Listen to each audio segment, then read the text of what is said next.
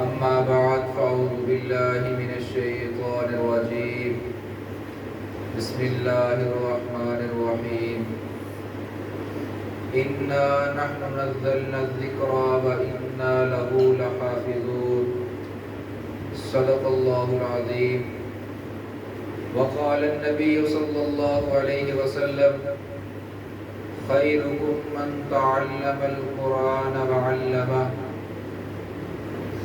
وقال النبي صلى الله عليه وسلم في مقام آخر إن الله يرفع بهذا الكتاب أقواما ويضع به آخرين أو كما قال عليه الصلاة والسلام سبحان ربك رب العزة عما يصفون وسلام على المرسلين والحمد لله رب العالمين.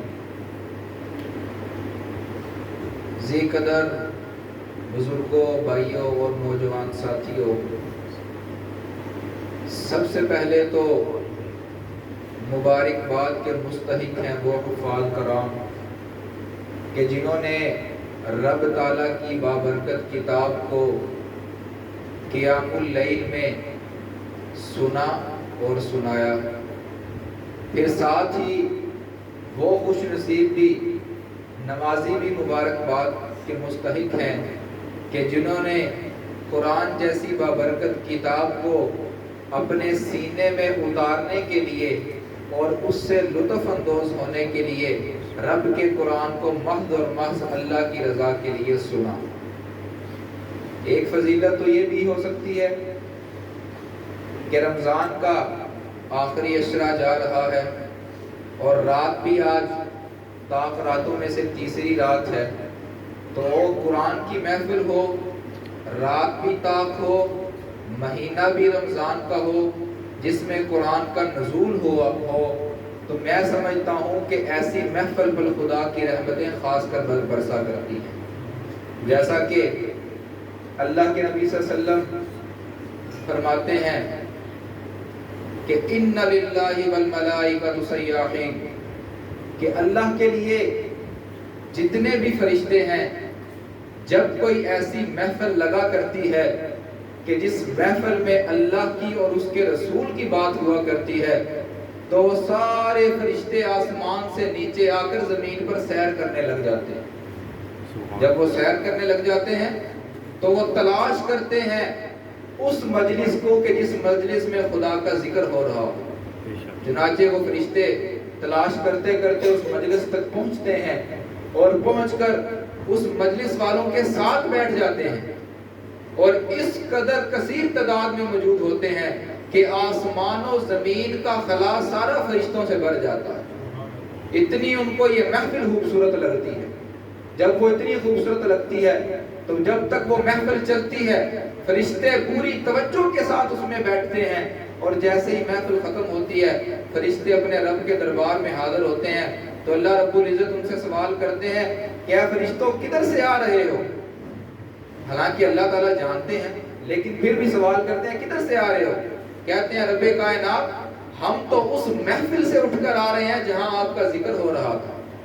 تو اللہ رب العزت کہتے ہیں اچھا کون کر رہا تھا میرا ذکر؟ تو کہتے ہیں کہ آپ کے بنائے ہوئے بندے کہ جن کے بارے میں آپ نے قرآن میں قسم کھائی ہے کہ لَقَدْ خَلَقْنَا الْإِنسَانَ فِي أَحْسَنِ تَقْوِيمٍ، وہ آپ کا ذکر کر رہے تھے.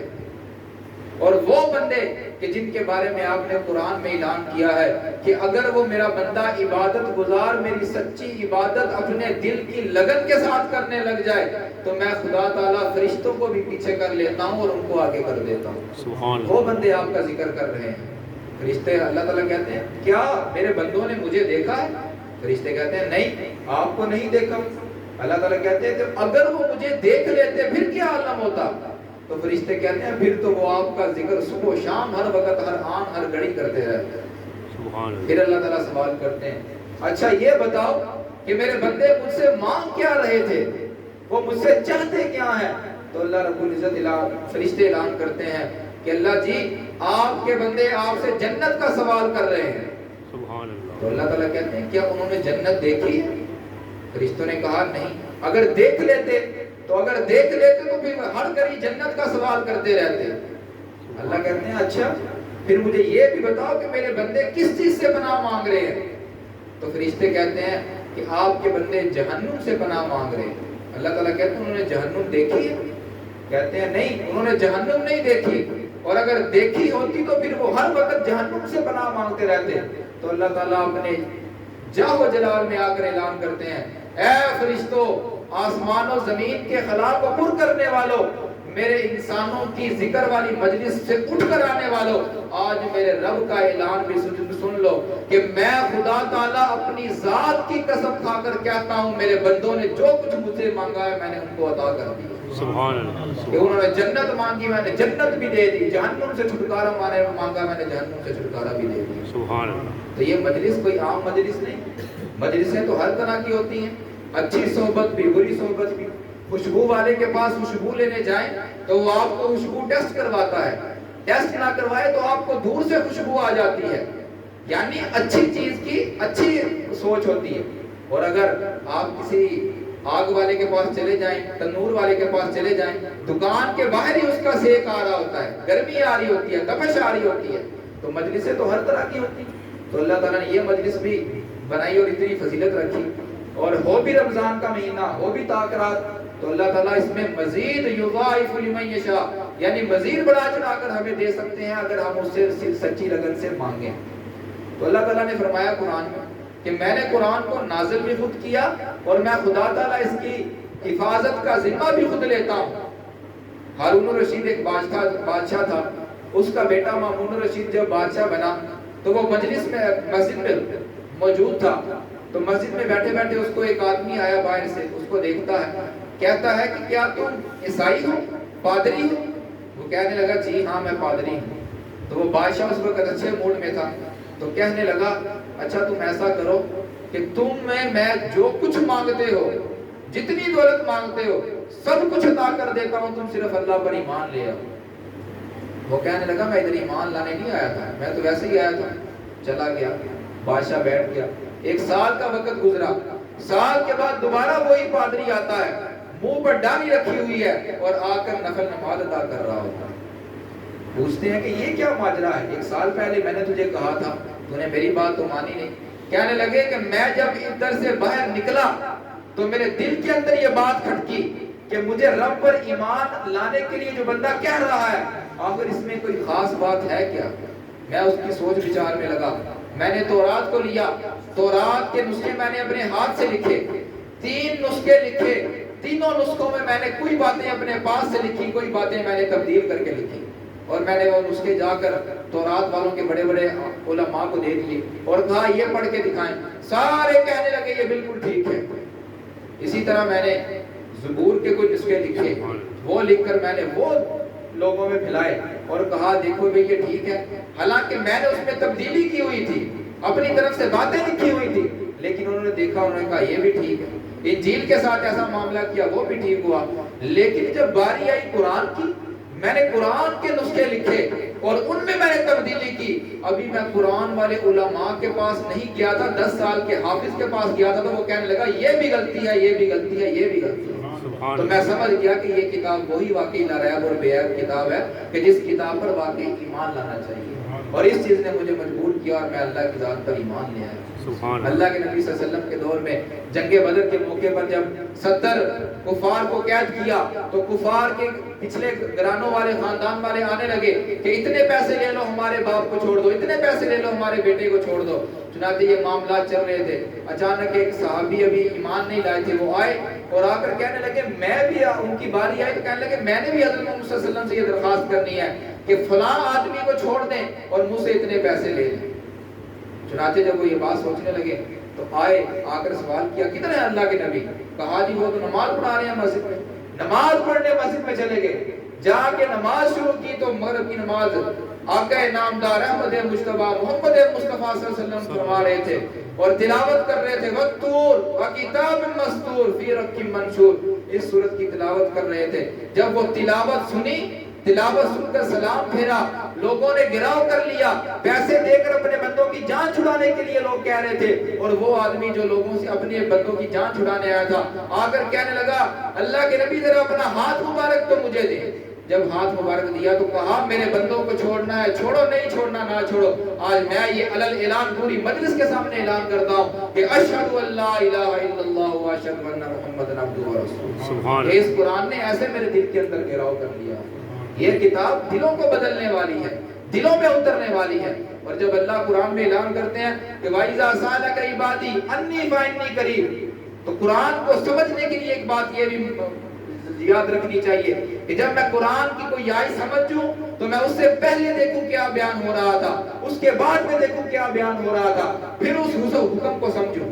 تو اس سے پہلے اللہ رب العزت کہتے ہیں یسألونک عن الأہلہ، کیا میرے پیارے پیغمبر آپ سے یہ لوگ چاند کے بارے میں سوال کرتے ہیں کہ چاند کو اللہ نے کیوں تخلیق کیا؟ تو قل ہی مواقیت للناس، اے میرے محبوب آپ لوگوں کو بتا دیجئے کہ یہ چاند لوگوں کے لیے وقت بتانے کے لیے میں رب نے پیدا کیا۔ پھر آگے اللہ نے اعلان کیا یسألونک ماذا ينفقون، یہ لوگ آپ سے یہ بھی سوال کرتے ہیں کہ آپ کیا خرچ کریں، تو آپ کہہ دیجئے قل العفو، جو کچھ آپ کے مال میں سے بچتا کچھ ہے آپ کو اللہ کے راستے میں خرچ کر دیں۔ چنانچہ جب مسائل پوچھنے کی باری آئی تو اللہ نے کیا اعلان کیا؟ بات سمجھیے گا، اگر سمجھ آئی تو ضرور سبحان اللہ کیجئے گا کہ کیا بات آئی کہ اگر مسئلہ پوچھنا ہے، چاند کے بارے میں پوچھنا ہے تو میرے نبی سے پوچھو، میرا نبی جواب دے گا۔ اگر مال خرچ کرنے کے بارے میں پوچھنا ہے تو میرے نبی سے پوچھو، میرا نبی جواب دے گا۔ لیکن جب یہ آپ کے بندے میں خدا تعالیٰ کا پتہ پوچھے نا، اور آپ سے یہ پوچھے وَإِذَا سَأَلَكَ عِبَادِي عَنِّي فَإِنِّي قَرِيبٌ، اے میرے محمد یہ تو بتاؤ آپ کا رب کدھر ہے، تو پھر میرا محمد آپ بھی پیچھے ہو جائیے گا، میں خود آ کر کہوں گا کہ فَإِنِّي قَرِيبٌ، میں تو تمہارے بہت قریب ہوں۔ وَلَقَدْ نَعْلَمُ مَا تُوَسْوِسُ بِهِ نَفْسُكَ وَنَحْنُ أَقْرَبُ إِلَيْهِ مِنْ حَبْلِ الْوَرِيدِ، میں تو تمہاری گردن پہ موجود شاہ رگ سے بھی زیادہ قریب ہوں۔ مجھے پہچانو تو صحیح، مجھے جانو تو صحیح، میری معرفت تو حاصل کرو۔ جب میری معرفت حاصل کرنے پہ آؤ گے تو پھر میں تمہیں وہ مقام عطا کروں گا کہ جس طرح میں نے اپنے نبی کے صحابہ کو مقام عطا کیے تھے کہ قرآن دیا تو میرے نبی کے صحابہ کی تجارت بھی قرآن کے مطابق، میں نے قرآن دیا میرے نبی کے صحابہ کا جہاد بھی قرآن کے مطابق، میں نے نبی کو قرآن دیا میرے نبی کے صحابہ کی یاریاں بھی قرآن کے مطابق، میں نے نبی کو قرآن دیا میرے نبی کے صحابہ کی محبتیں بھی قرآن کے مطابق، جب میں نے اپنے نبی کو قرآن دیا تو میرے صحابہ کا لوگوں سے ملنا جلنا بھی قرآن کے مطابق، جب میں نے نبی کو قرآن دیا تو میرے صحابہ کا لوگوں سے محبت کرنا بھی قرآن کے مطابق، لوگوں سے بغض کرنا بھی قرآن کے مطابق، اور جب میں نے اپنے صحابہ کو قرآن دیا اور میرے نبی نے قرآن ان کو پڑھ کر سنایا تو پھر جن کے اوپر قرآن کا اثر کیا تو ان قرآن پڑھنے والوں میں سے وہ قاری قرآن بھی بنے کہ میرے نبی کے کہنے کو تو وہ شاگرد تھے، لیکن میرے نبی نے کہا ابی بن کعب تیری تلاوت کا اتنا مزہ آتا ہے کہ آج میں محمد مسلح سے پیچھے ہوتا ہوں، تجھے آگے کرتا ہوں، تو قرآن پڑھ اور میں سنوں گا۔ سبحان اللہ، سبحان یہ میرے اللہ نے پھر ان کو قرآن کی دولت سے نوازا۔ پھر کیا اعلان کیا کہ دنیا میں میں نے تمہیں عزتیں دی اور اعلان کر دیا خیرکم من تعلم القرآن وعلمہ، پروفیسر بنا کر اپنے بچے کو بہتر سمجھتے ہو، ماسٹر بنا کر اپنے بچے کو بہتر سمجھتے ہو، تاجر بنا کر اپنے بچے کو بہتر سمجھتے ہو، دنیا کا بڑا ڈاکٹر بنا کر اپنے بچے کو بہتر سمجھتے ہو، بلکہ میں محمد صلی اللہ علیہ وسلم اعلان کر رہا ہوں کہ یہ سارے بہتر ہوں گے تمہاری نظر میں، لیکن میرے محمد کی نظر میں سب سے بہتر وہ ہے جس نے قرآن پڑھا اور دوسروں کو پڑھایا۔ اور صرف بہتر نہیں، خیرکم اسم تفضیل کا صیغہ ذکر فرمایا، تھوڑا بہتر نہیں بلکہ اتنا بہتر ہے کہ آسمان و زمین کے خلا کو مڑ کر دے، اتنا بہتر ہے، اتنا میں نے بہتر بنایا۔ اور اگر تم عروج و زوال چاہتے ہو، عروج اور بلندیاں چاہتے ہو، لوگوں کے دروں پر جا کر عروج چاہتے ہو، لوگوں کی سفارشوں کی وجہ سے عروج چاہتے ہو، تو میں محمد یہ بھی اعلان کر رہا ہوں کہ ان اللہ یرفع بہذا الکتاب اقوام، کہ یہ وہ کتاب ہے کہ جس کتاب کے ذریعے میرے رب نے عزت دینی ہے تو دینی ہے، اور یہی وہ کتاب ہے، اس کتاب کے ذریعے میرے رب نے بہت سو کو ذلیل کیا۔ جب ان میرے کتاب کو مانا تو میں نے ان کو وہ مرتبے دیے کہ میں نے جنت میں بھی اپنے صحابہ کو جنت کی بشارتیں عطا کر دی، اور جب جنہوں نے نہیں مانا ان کو میں نے دنیا میں بھی جہنم کی سزائیں عطا کر دی۔ اور قیامت کا دن ہوگا، حافظ قرآن آئے گا، اللہ رب العزت کہیں گے کہ دنیا میں تو بڑے سورج کی روشنی سے ڈرنے والے، بڑے سورج کی روشنی کو روشنی کرتے تھے. ایک دن اگر میں سورج کو طلوع نہیں کرتا تھا تو تمہارا دن نکلنا مشکل ہو جاتا تھا. تم کہتے تھے اندھیرا چھایا ہوا ہے کائنات پر. آج آ جائے حافظ قرآن کے ماں باپ, میں ان کے سر پر ایسے سونے کا تاج سجاؤں گا کہ جس کے سامنے سوا نیزے پر موجود سورج کی روشنی بھی کم پڑ جائے گی اور اس سونے کے تاج کی روشنی زیادہ پڑ جائے گی. ایسا تاج میں ان کے سر پر سجاؤں گا. اور حافظ قرآن کو میں کہوں گا کہ اے حافظ قرآن, جس طرح تو دنیا میں میرے قرآن کی تلاوت کرتا رہا تھا, آج میں رب تجھے اعلان کر رہا ہوں اور تجھے آج بھی چھوٹ دیتا ہوں, بڑھتا جا قرآن اور جنت کی سیڑھیوں پر چڑھتا جا. جدھر تک تیرا قرآن مکمل ہوگا وہاں تک تیری کوٹھی اور تیرا بنگلہ تیار ہوگا, اور میں تیرے سے کوئی حساب و کتاب بھی نہیں دوں گا. بغیر حساب و کتاب کے تجھے جنت میں داخل کر دوں گا. اور جہاں ایک اور بھی نام دیتا ہوں, وہ 10 لوگ جن کے اوپر میں رب نے جہنم کو واجب کر دیا ہے, وہ اپنی میری رحمت کے ساتھ ان 10 لوگوں کو جہنم سے نکال کر جنت میں لے جائے. میں یہ مرتبہ بھی عطا کروں. لیکن یہ ہے کہ قرآن کا حافظ ہو, قرآن کا عالم ہو, قرآن کو سمجھنے والا ہو, قرآن کو دل میں اتارنے والا ہو. ایسا حافظ نہ ہو کہ قرآن پڑھا جا رہا ہو اور دل میں تنگ ہی تنگ ہو. ایسا حافظ نہ ہو کہ قرآن پڑھا جا رہا ہو اور پیچھے سے نمازی کی حافظ صاحب آج 10 منٹ زیادہ لگ گئے ہیں, آج 20 منٹ زیادہ لگ گئے ہیں. بلکہ قرآن کی تلاوت کو ایسے سنا جائے کہ وَرَتِّلِ الْقُرْآنَ تَرْتِيلًا, کہ اگر حافظ ترتیل سے پڑھے تو میرے دل میں بھی اسی ترتیل کے ساتھ پڑھے. قرآن اللہ کے پاس لوح محفوظ میں موجود تھا, وہاں سے اللہ نے لوح محفوظ سے اتار کر اپنے نبی کے صلی اللہ علیہ وسلم کے سینے مبارک میں اتارا. اور وہی قرآن ایک 10 اور 12 سال کا بچہ وہاں سے ہی لوح محفوظ سے چلتا ہے اور اس کے سینے میں رات اتر جاتا ہے. سبحان اللہ. اللہ اس کو وہاں پر محفوظ کرتے ہیں. اللہ کہتے ہیں کہ میں نے انسانوں کو یہ اعلان کیا ہے کہ اے انسانوں, کہ میں رب تمہاری حفاظت کروں گا, تمہاری رزق کا حفاظت میں کروں گا, تمہاری دولت کی حفاظت میں کروں گا, تمہاری آبرو کی حفاظت میں کروں گا, تمہاری ہر چیز کی حفاظت میں کرنے والا ہوں. لیکن میں رب یہ بھی اعلان کر رہا ہوں, جس کے سینے میں نے قرآن اتار دیا ہے اس کے ذمے میں نے یہ لگا دیا ہے کہ میرا قرآن اس کی حفاظت کرنے کے لیے میں نے اللہ نے بنا دیا.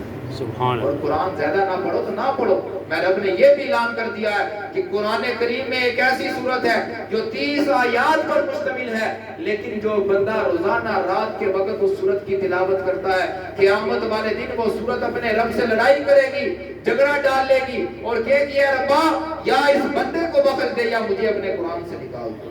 اور جب تک جھگڑا کرتی رہے گی جب تک کہ اللہ رب العزت اس بندے کو معاف کر کر جنت میں نہیں داخل کرتے ہیں. یہ قرآن کی عظمتیں ہیں. اور یہ قرآن جس کو ہم معمولی سمجھتے ہیں, جس کو ہم کچھ سمجھتے نہیں ہیں, جس کی تلاوت کے لیے ہمارے پاس وقت نہیں ہے, جس کے سمجھنے کے لیے ہمارے پاس وقت نہیں ہے, جس کے حکم پر چلنے کے لیے ہمارے پاس وقت نہیں ہے, اور ہم مغربی تہذیب سے متاثر ہیں, ہم مغربی تہذیب سے متاثر ہیں کہ فلاں ملک کی کرنسی اتنی, فلاں ملک کی کرنسی اتنی. بلکہ اللہ کہتے ہیں ساری کرنسیاں اگر تم میرے قرآن کو سینے میں اتار کر اچھے طریقے سے عمل کرو گے تو میں ساری دنیا کی دولت تمہیں حاصل کرنے کے لیے مشقت بھی نہیں کرنے دوں گا, میں وہ ساری دولتیں خود بہت اٹھا کر تمہارے قدموں میں لا کر گرا دوں گا. آؤ تو صحیح میرے گھر. اور یہ وہی قرآن ہے کہ جس قرآن کے بارے میں اللہ کے نبی صلی اللہ علیہ وسلم نے فرمایا تھا کہ قرآن کو زیادہ نہیں تو ہر فرض نماز کے بعد جو شخص آیت الکرسی کی تلاوت کرتا ہے اپنی جگہ پر بیٹھے ہوئے, تو اللہ کے نبی صلی اللہ علیہ وسلم نے فرمایا کہ اس شخص کے درمیان اور جنت کے درمیان سوائے موت کے کوئی اور چیز رکاوٹ ہے ہی نہیں. ایک آیت الکرسی کے بدلے اللہ تعالیٰ اجر دے رہے ہیں. کتنے اجر دینا چاہتے ہیں اللہ, اور ہم لینا نہیں چاہتے. وقت گزر جائے گا, رمضان گزر جائے گا, راتیں گزر جائیں گی, آخری عشرہ گزر جائے گا, اگلا رمضان پتہ نہیں ہماری زندگی میں آئے گا نہیں آئے گا, لیکن ہم پھر بھی اگر اب تک بھی کچھ حاصل نہیں کر سکے تو اب بھی کچھ کر سکتے ہیں, اب بھی کچھ کر سکتے ہیں. اللہ کو صرف ایک لمحے کے لیے چاہیے کہ ایک لمحے کے لیے میرے دربار پر سچے دل سے آ جاؤ, میں اللہ تعالیٰ قرآن کو تمہارے سینے میں خود ہی اتار دوں. میں نے مشکل نہیں بنایا. یسرنا القرآن للذکر فہل من مدکر, میں نے قرآن کو تمہارے سب کے لیے آسان بنا دیا ہے, لیکن اس کو مشکل بنایا ہے تو تم نے خود بنایا, تم خود اس کے پیچھے نہیں چلنا چاہتے. تو یہ قرآن کی فضیلتیں ہیں جو اللہ رب العزت نے کوئی ہمیں بتائی. تو مبارکباد کے مستحق ہیں وہ لوگ جو قرآن سنتے ہیں, سناتے ہیں, اللہ ان کو توفیق دیتے ہیں, جو قرآن والوں کی خدمت کرتے ہیں, کرواتے ہیں. اور خدمت کے بارے میں یہ فرمایا کہ جس حافظ قرآن پر یا جس عالم دین کی پڑھائی پر یا اس کی خدمت پر کوئی بندہ 1 روپیہ بھی خرچ کرتا ہے، وہ دنیا میں جب تک حافظ قرآن سناتا رہے گا اس کو اس کا ثواب ملتا رہے گا، اور جب قیامت جب وہ دنیا سے رخصت ہو جائے گا تو روپیہ اس نے 1 خرچ کیا ہے، اس کے مرنے تک بھی اس کو میں رب ثواب دیتا رہوں گا، اور جب وہ دنیا سے رخصت ہو جائے گا پھر بھی اس کے نامہ ہمارے میں اللہ نیکیاں لکھتا رہوں گا۔ یہ 1 روپیہ کا بدلہ میں اللہ تعالیٰ کا۔ تو ہم ان کی خدمت بھی کرنے کا شوق بھی رکھیں، ان کا خیال بھی رکھیں، اور قرآن والوں کی قدر بھی کریں۔ ہو سکتا ہے قدر کرنے والوں کی، میں نے آپ کو پہلے حدیث سنائی ہے کہ فرشتے جب آتے ہیں ذکر والے کی محفل میں بیٹھتے ہیں، وہاں پر ایک جملہ رہ گیا، وہ میں آپ کو بھی عرض کرتا ہوں کہ اللہ کے نبی صلی اللہ علیہ وسلم سے فرشتوں نے کہا کہ اللہ جی بات تو ایسے لوگ ہیں جو ذکر والی مجلس میں، قرآن والی مجلس میں قرآن کا بیان سننے نہیں آتے، قرآن کی تلاوت سننے نہیں آتے، بلکہ اپنے جسم کی مشقتوں کو برداشت کرنے ہوئے سائیڈ پر آ کر بیٹھ جاتے ہیں، کچھ ملے پھر بھی ٹھیک ہے، نہ ملے پھر بھی ٹھیک ہے، کچھ نہیں کہتے ہیں کہ ہماری نیت نہیں تھی قرآن سننے کی، ہم تو ویسے ہی آگے ہیں، آ کر بیٹھ گئے ہیں۔ تو اللہ تعالیٰ کہتے ہیں اگر وہ کچھ لینے بھی نہیں آئے نا تو ان قرآن والوں کی نسبت سے میں اللہ تعالیٰ ان کو بھی وہ عطا کروں گا جو انہوں نے میرے سے سوال ہی نہیں کیا، سبحان اللہ، ان کو بھی میں وہ عطا کروں گا۔ تو ہم دعا کریں اللہ تعالیٰ کے دربار میں کہ اللہ ہمیں سچا قرآن کا تابع دار، اپنے نبی کا تابع دار بنا دے، اور اس قرآن کو اپنے سینے میں اتار کر اس کے مطابق اپنی تمام تر زندگی گزارنے کی توفیق نصیب فرما دے۔ وآخر دعوانا ان الحمد للہ رب العالمین۔ اللهم صل على محمد وعلى آل محمد وبارك وسلم وصل عليه۔ ربنا آتنا في الدنيا حسنة وفي الآخرة حسنة وقنا عذاب النار۔ ربنا ظلمنا أنفسنا وإن لم تغفر لنا وترحمنا لنكونن من الخاسرين۔ برحمتك نسألك بفضيلة رحمتك، نسألك علما نافعا ورزقا حلالا طيبا وقلبا سليما ولسانا صادقا وشفاء كاملا عاجلا وعملا متقبلا۔ یا اللہ، یا رحمان، یا ارحم الراحمین، یا مالک الملک، یا قہار، یا رزاق، یا اللہ ہمیں بھی ان لوگوں میں نصیب فرما دے جو صاحب قرآن لوگ ہیں۔ یا اللہ ہمیں بھی قرآن کی تعلیم والا شوق رکھنے کی توفیق نصیب فرما دے۔ یا اللہ ہمیں بھی قرآن کو اپنے کانوں سے سن کر اس کو خوشی کے ساتھ سننے کی توفیق والا بندہ بنا دے۔ یا اللہ رمضان کے مہینے میں اگر اب تک ہم نے اپنے گناہوں کی بخشش نہیں طلب کی، قرآن کو نہیں سمجھا، قرآن کو نہیں پڑھا، تو یا اللہ جتنے ایام باقی ہیں ان ایام میں ہمیں ایسی توفیقیں عطا کر دے کہ یا اللہ ہم پچھلے سارے دنوں کا معاملہ انہی دنوں میں پورا کر دیں۔